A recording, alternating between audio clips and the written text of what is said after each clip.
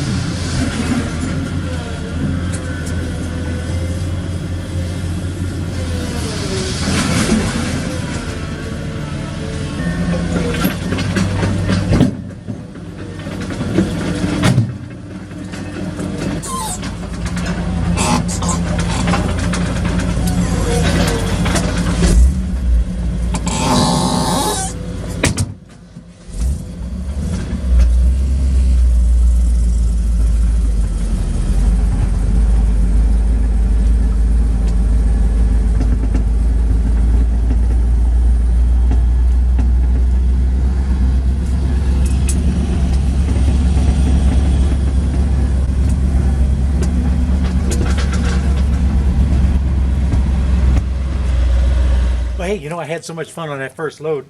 I come back home and I knew I had some nasty old sheet stainless steel. There's a few 100 pounds. They're probably 200 pounds or whatever. And I asked him, if he'd bought that separate because I did not want to put it on that good load, or on that load of just scrap tin. And he said, oh yeah, they got a separate price for that. So I'm going to run this back down there.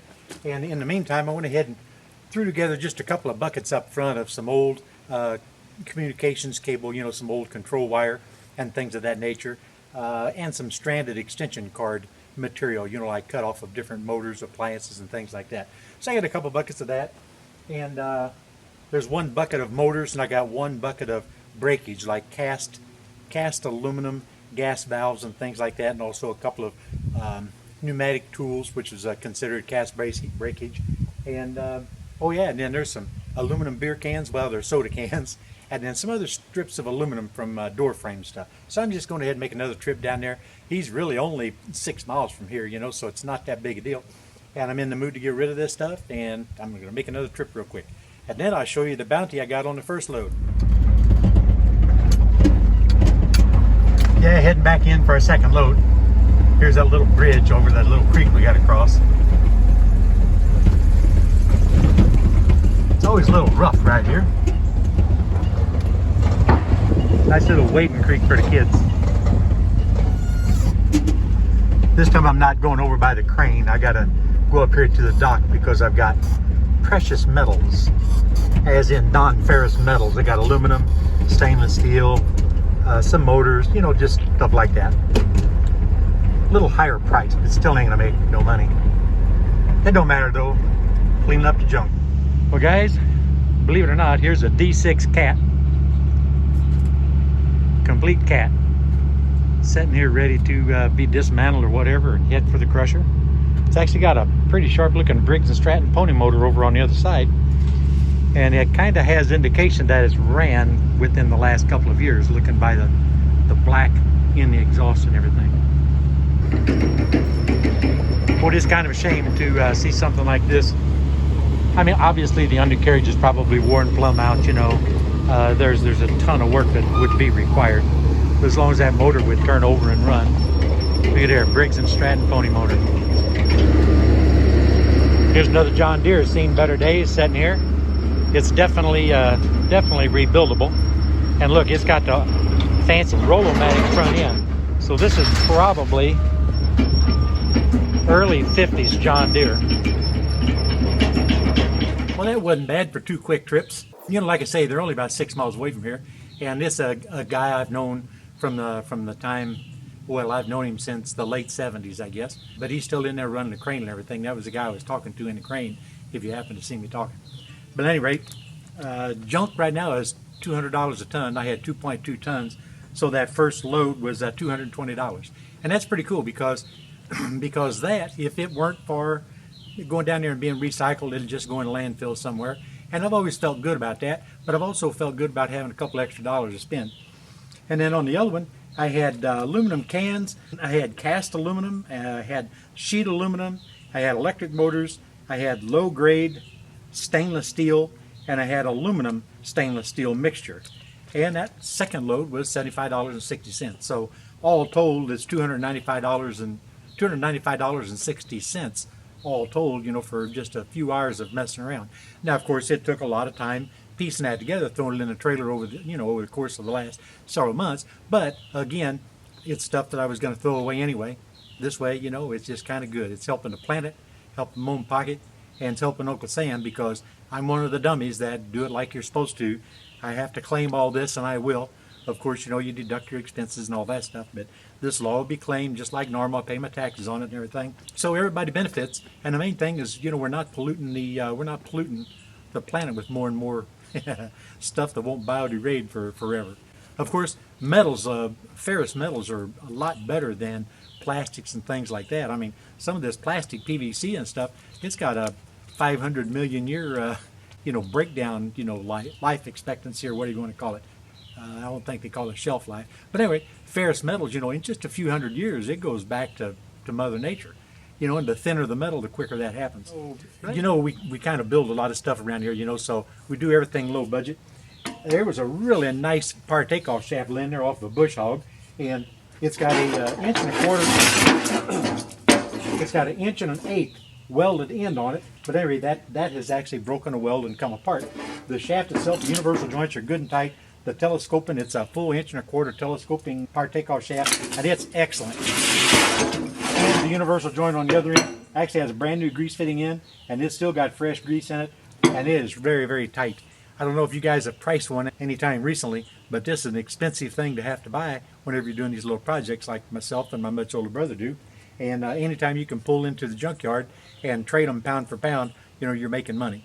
And so that having been said, this has been a profitable day for me, and it's been a fun one. And this is TrackMan 44, and I am out of here, guys.